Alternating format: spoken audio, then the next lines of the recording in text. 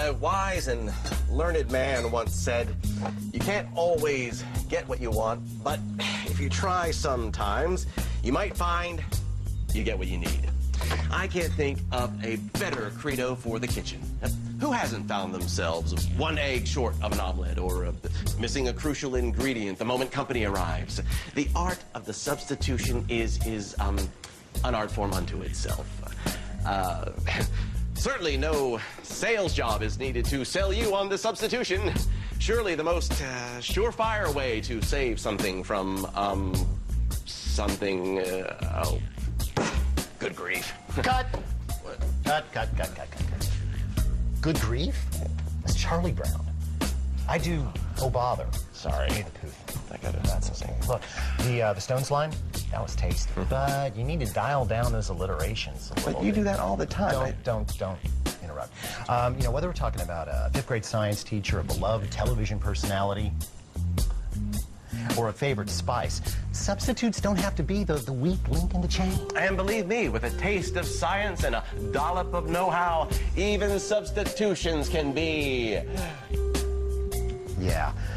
Look, the real art to this is to substitute something. You've got to really understand the thing that you're replacing. You've got to get inside of it.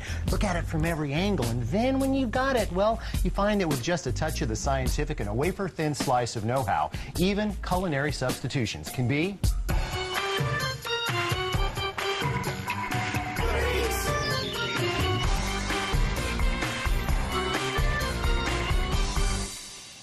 like that. That's like exactly what I said. No, if that's what you had said, then you would have gotten the hokey music and the lame animation. You didn't because, well, you're just not me. But that's okay. We've got some lovely car wax for you and some instant rice. Don't worry. I'll put away the olives for you. Don't worry. Back to the drawing board.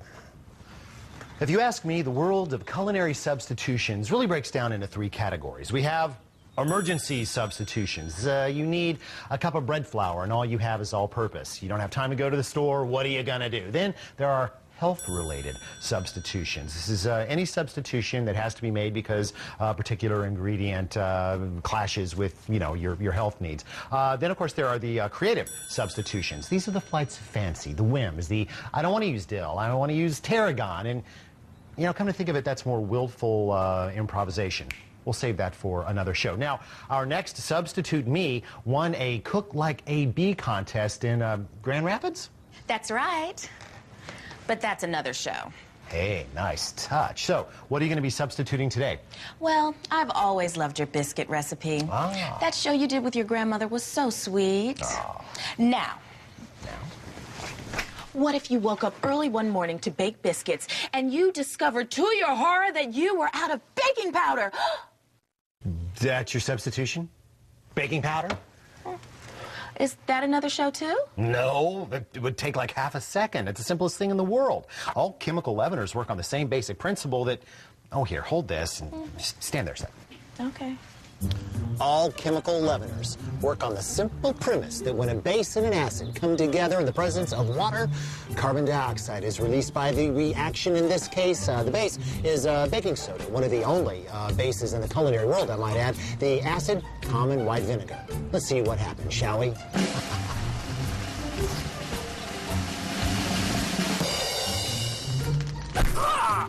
Uh-oh. Oh. Sorry. Sweet demo, huh? I was going to do the rocket thing, but I figured it'd be talking down to the audience. Now. Stop that. Oh. If you want to make baking powder, there are two different types. There's a single acting and there's double acting. The double acting releases gas twice, once when the ingredients are mixed and again when they get hot enough in the oven. Tough to formulate in the home kitchen. The single acting stuff is easy. To make 2 teaspoons of it, we'll need 1 teaspoon of cream of tartar. And acidic powder, which is traditionally harvested from the insides of wine barrels. Well, that's pretty good. We'll also need an alkaline. We'll use half a teaspoon of baking soda, the very same kind that went into our rocket. Now, if you mix that up, you will have a single-acting baking powder. But if you're not going to use it right away, you're going to want to add another ingredient, half teaspoon of cornstarch. Which will prevent the powder from absorbing moisture and setting off the reaction prematurely. Very good. And what else would you put that ingredient in? Kosher salt. Oh, no. Confectioner's sugar. Thing, show her what she's won.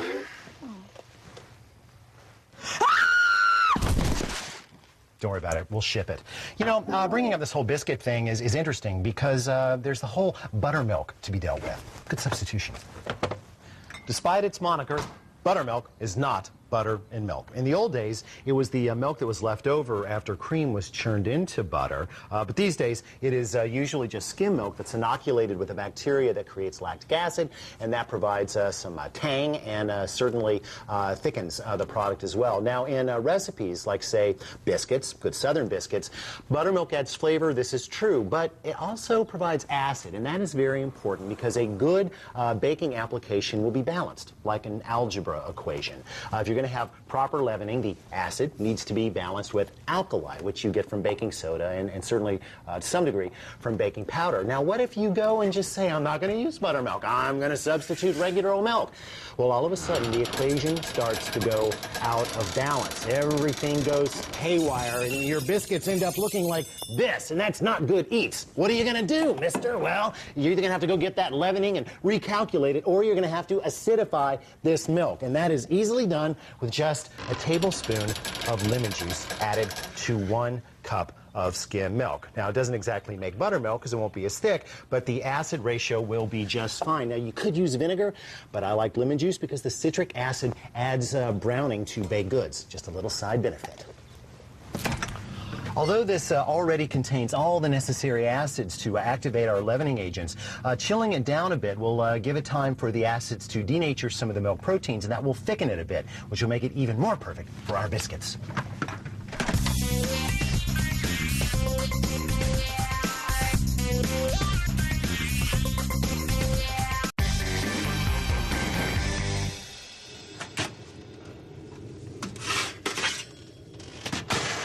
Here we have 2 platters of biscuits. They are identical, except for the fact that these were made with buttermilk and these were made with our, well, lemonated milk. Now, take a look. You can see that the lemon version has a slight golden tinge to it, no doubt due to the inclusion of citric acid rather than lactic acid. But besides that, trust me, there's no evidence of lemon. There's no lemon aroma and definitely no lemony flavor. In fact, I would just say that's plain good eats. Now, next category on our substitution hit list, health subs. That is, substitutions that must be made because of an intolerance, an allergy, or other peculiarity particular to your person. Now, about 90% of all food-related allergic reactions are caused by milk, eggs, peanuts, tree nuts, fish, shellfish, soy, and wheat. Wow, that is very impressive. Thank you. Substitute number 3. Now, I understand today you are going to tell us all about food allergies. Food allergy. Oh, a food allergy is a reaction to the food that the immune system mistakes as a harmful alien invader. To protect the body, it creates hemoglobin antibodies that react specifically to that food. Demo. Demo? Oh, demo. Oh, demo. Hold this there. Now, when an invading protein comes along, the antibody recognizes it, ha-ha, and releases histamine from cells called mast cells.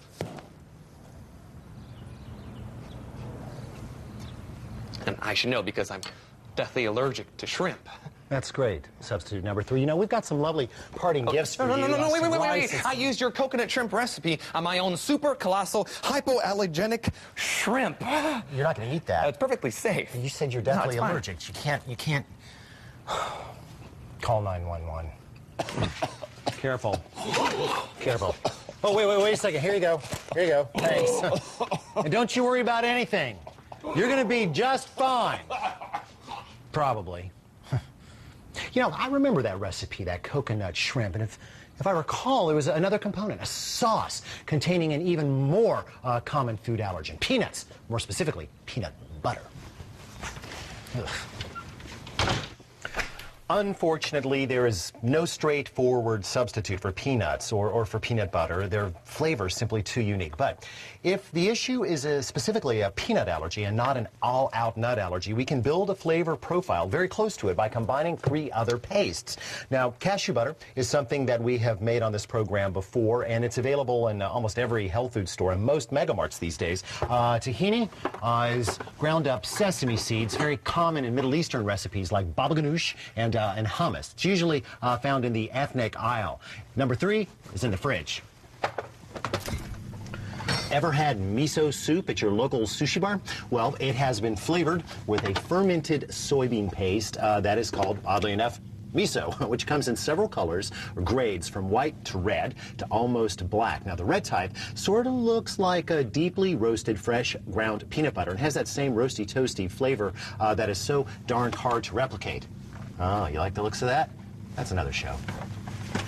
Since we never got around to making this sauce in our epic one-hour adventure down and out in paradise, and since our last guest, well, I don't think he'll be cooking today, I figure, what the heck, let's take a batch for a spin. For that, we will need a food processor and a heap of groceries, including 1/4 cup of chicken broth, 3 ounces of coconut milk, canned or homemade will be fine, 1 ounce of freshly squeezed lime juice for that island flavor, the same of soy sauce, 1 ounce, 2 tablespoons, 2 tablespoons of garlic. And yes, this is already chopped. That's because if we try to do that in here with the sauce, we'll end up with big hunks, and that's not good eats.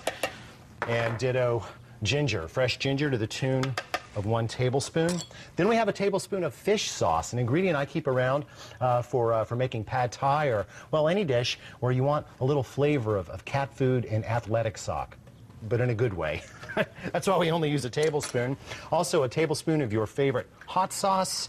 And then the secret ingredient, or one of them, 1 tablespoon of the red miso. Now, I know that doesn't exactly look red, looks more brown, but compared to the other misos, it's pretty red. Now, before adding anything else, we'll take that for a short spin. Just to combine, say 5 pulses. Good. And then we'll add our other 2 pastes, the tahini. Scoop that off there. And the cashew butter, which is really sticky. There. Puree that until it is a very fine paste.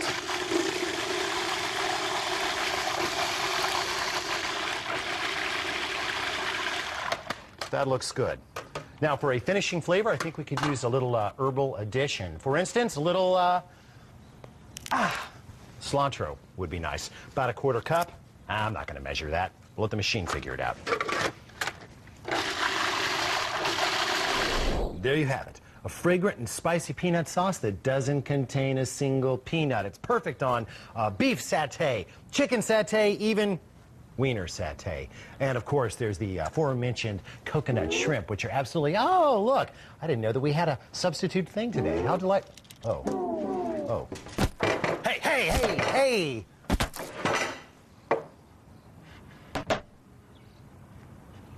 Well, I guess there's some things that you just can't substitute.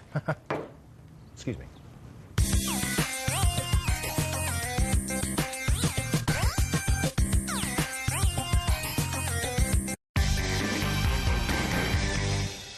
In case you don't recognize these cookies, they are the Chewies from our award-winning episode 3 Chips for Sister Marcia. Why don't you reach out and have one there? Go ahead. Whoa. That's terrible. I'm sorry. Really. Go ahead. Have another one. Have one. Whoa. Disappointing, isn't it? Well, imagine what it would be like to have a wheat intolerance or allergy. No bread, no pasta, no pie, no cake, and no Chewies until now. Well, I can see the original Chewy chocolate chip cookie application calls for 2 1/4 cups of bread flour. Now, bread flour contains more protein than all-purpose flour, and that means that when it's mixed with wet ingredients, more gluten is created. And that gives the cookies considerable chew. Now, replacing it. Now, starch makes up most of the volume of flour, and replacing that ought to be pretty simple. We will go with a combination approach.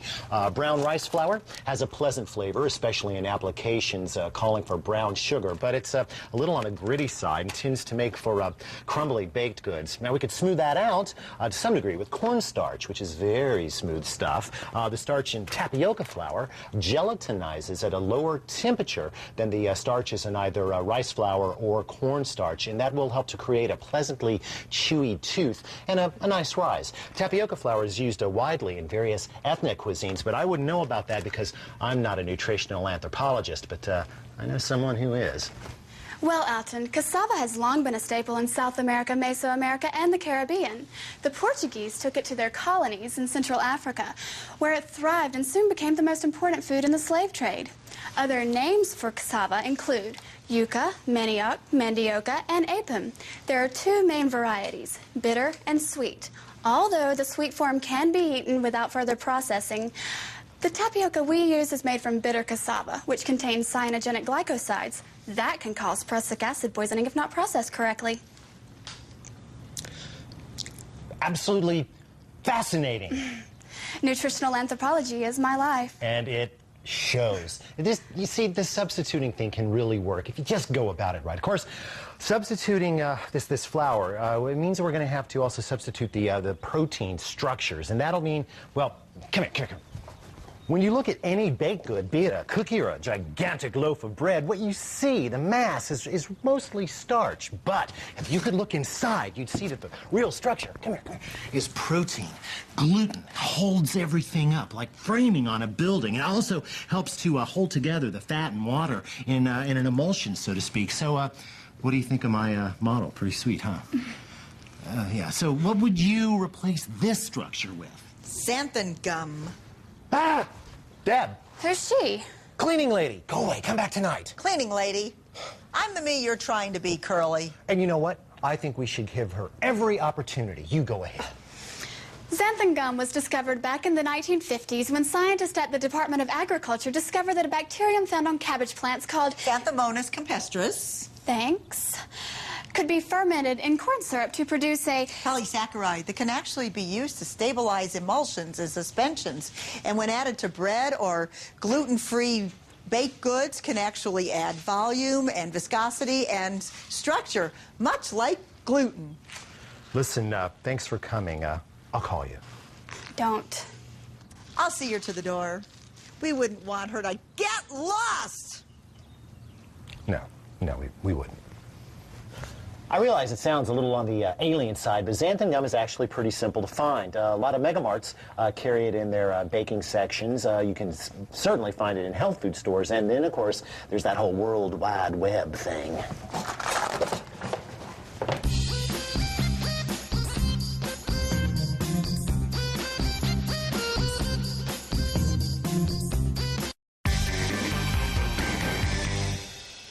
Our gluten-free, chewy chocolate chip cookies begin with 8 ounces of unsalted butter, that's 2 sticks, in a small yet heavy saucepan over low heat. While that melts, bring together in a food processor 11 ounces of brown rice flour. It's about 2 cups, 1 1/4 ounces of cornstarch, about 1/4 cup, 1/2 ounce of tapioca flour, about 2 tablespoons, 1 teaspoon of xanthan gum, 1 teaspoon of kosher salt, and 1 teaspoon of baking soda. Spin to combine. By the way, you could just sift this, but I hate sifters.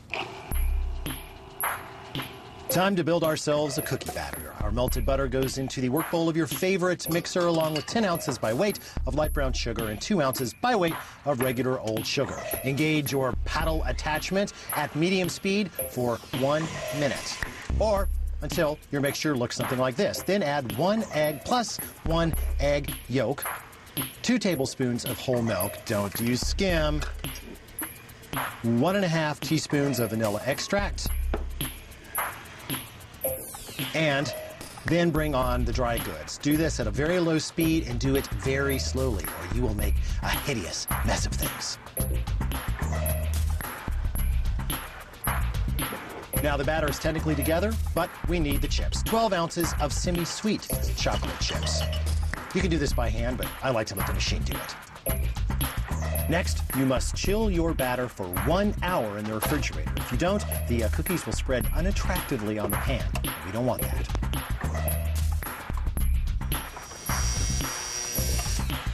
Hour's up.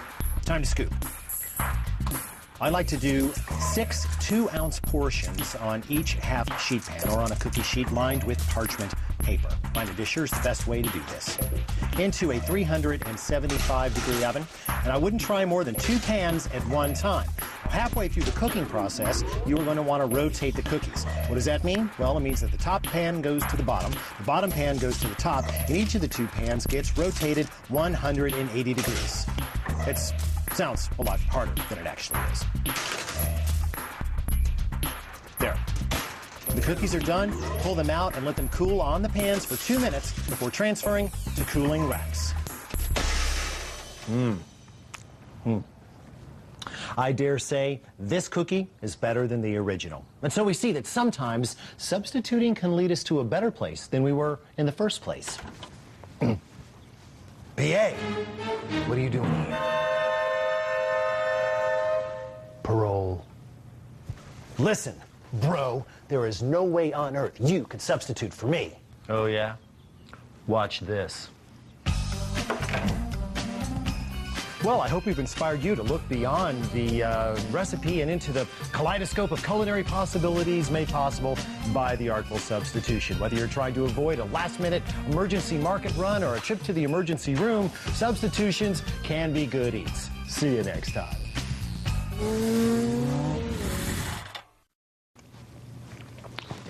Car wax? No. Thanks.